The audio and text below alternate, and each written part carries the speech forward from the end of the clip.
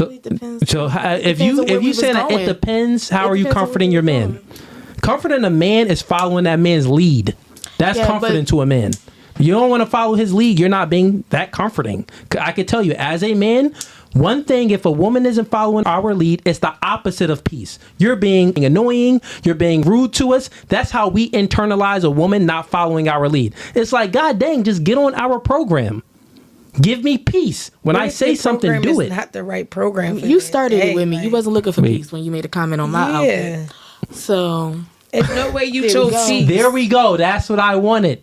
I baited you into it. You just said that, hey, you wasn't looking for peace when you commented on my outfit. You know why I asked you that? And your answer, the first answer you gave wasn't the truth. It was fugazi. But now you just kept it no fugazi, and you said that would upset you. I know it would upset you because you're not giving that man comfort. You're not giving him peace. You know that you would have an attitude if your man told you to take that off. I don't like it. You would get upset. You would have an attitude. I wouldn't have an attitude. You just said that you would have an attitude. No, you told that I wouldn't have an attitude. You started it with me. You wasn't looking for peace when you made a comment on my outfit. You said if I do not listen to you, it would disrupt your peace. My comment wasn't that I was going to have an attitude. My comment was just my actions would disrupt your peace. I'm just agreeing. I wouldn't have an attitude with you. Like I said, what's going to be your actions? I might not do it, but it's not. I wouldn't have an attitude about it. I'm just going off my mental state. Yeah, you're talking about my actions. My actions I wouldn't listen. Probably, I might not. It really depends on where we going. Like I'm saying, you're beating around a bush. You just said that you're moody. Like I'm saying, like.